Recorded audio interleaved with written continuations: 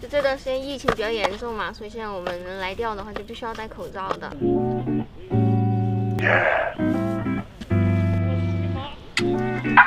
Come on, baby. 现在冬天了，鱼儿都不想出来了，好难钓啊！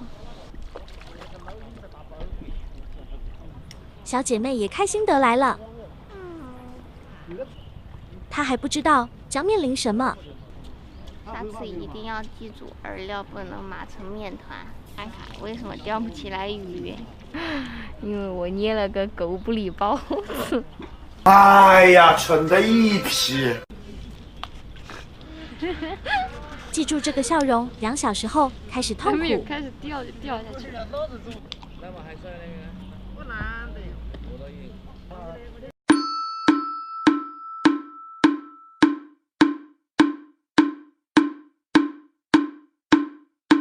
这个就是我小姐妹给我调的面团饵料，一条鱼都还没有钓上来。